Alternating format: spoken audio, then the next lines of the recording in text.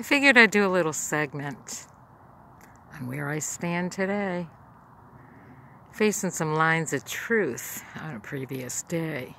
Truth, by the way, is best told outside. You know, that movement of the eye thing, where they say they can tell somebody's lying. It's all a crock of shit. You want to get some truth out of people, you stand them out in, if you want to call it, Mother Nature, and see if they can wiggle their way out of things. So, yesterday, for the first time, because nobody else was going to hand it over to me, I paid $10 to get a death certificate on my son after waiting a year since October 27th, 2020.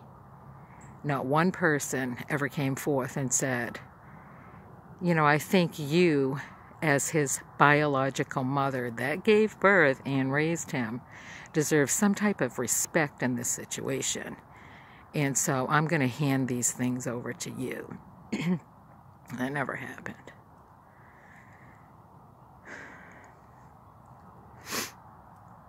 I feel a tickle in the back of my throat.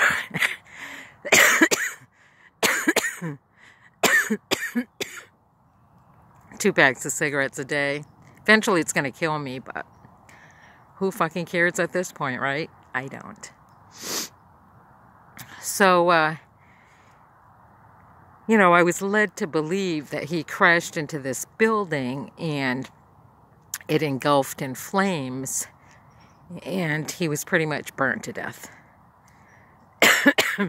Sorry. Trying to hold my composure and get to the root of everything, okay? So I get the death certificate and it shows that he first cause of death, multiple injuries. Which means somebody probably beat the fuck out of him beyond any realm of existence called life.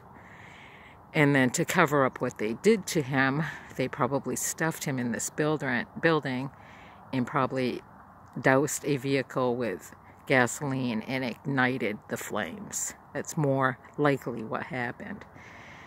And since it did take place less than 2 miles from his father's house, where on the day that the building was burning, after I went down to acknowledge my presence, which doesn't show up in any reports, by the way, I made a roundabout trip by his house to kind of get a flavor of what was going on. And my middle child, my daughter, chased me. She came running from the back end of his house. Her and him were standing back there. And she started calling me a cunt and kicking the side of my car. Because I said, hey Jeff, when is it going to be your turn? Meaning I already knew intuitively that he had something to do with that. Okay? A mother's intuition is a deep, solid track based on a long history of abuse. Okay? And so now I find out that his cousin, who is a sheriff, was the first person on the scene. How suspicious is that? Huh? And then, you know, he has other cousins, nephew. He even has a brother with a Metro Police Department out in Las Vegas. So he's well covered on any legal realm of anything. And I find out today that I have no recourse, not even to try to obtain something that may have belonged to my son, that he may have held close and dear to him. Because the abuser stepped up to the plate and became the hero overnight by coordinating funeral arrangements. And so he's, according to New York state law, he is, based on his movement and action, within hours of being notified, called upon his friend who owns a funeral parlor to orchestrate the removal of the body from the medical examiner's office, cremate the body so there's no evidence, or anything that could come into question after the fact, later presented as evidence, is gone. And held services, private and otherwise, without my knowledge or consent. So, word to the wise out there for women, because let me tell you something right now, women have no rights in the state of New York. And those ones sitting up there, you know, spreading their legs to get attention from men, eventually they get knocked down, okay? So I totally sit on the edge of life and say, well, I don't know which way we're going to go here, because you can't find a real man out there to step up to the plate and say, this shit's wrong. And women are the cattiest, meddling, sick, twisted individuals ever known on this planet. So I guess I'm going to keep my original definition. I might appear to be white, but my race is undefined. And well, I guess if there is a next lifetime, which I so fucking hope there's not, because I've had enough of anything anybody could take in one lifetime, that I would never want to step back on this planet. It's filthy, it's rotten, it's filled with disgusting, unethical, immoral, pathetic, low-life, scumbagged people. Good luck finding a real person out there.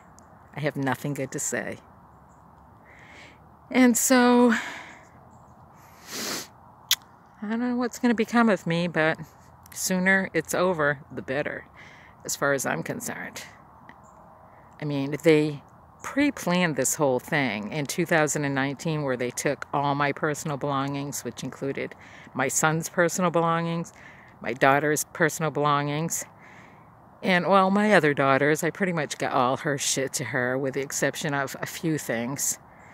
And so then they set off to level me, and then they set off to level my daughter Amanda, and then they killed my son. So after Amanda's dead, and after I'm dead, they can start chipping away at my grandkids. Courtesy of Livingston County, New York. All under, by the way, the umbrella of the one thing that the Seneca could never do, which is get rid of your baggage. The original shit that you brought onto this land called Mary Jameson, where the gift giving never stops, and the change of laws to meet the needs and the requirements of some, but not the other. Oh yeah, that's their county. That's where the Seneca whore lives. So they should have uprooted her body and fucking put her on the next outgoing spaceship onto another planet and said bye-bye. I don't believe women, especially Indian women, I don't like Indians at all, should have any type of authority.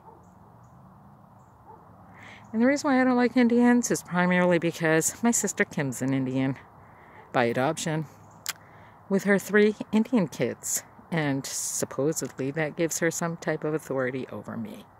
So I don't like Indians. As a matter of fact, I'm glad they're dead.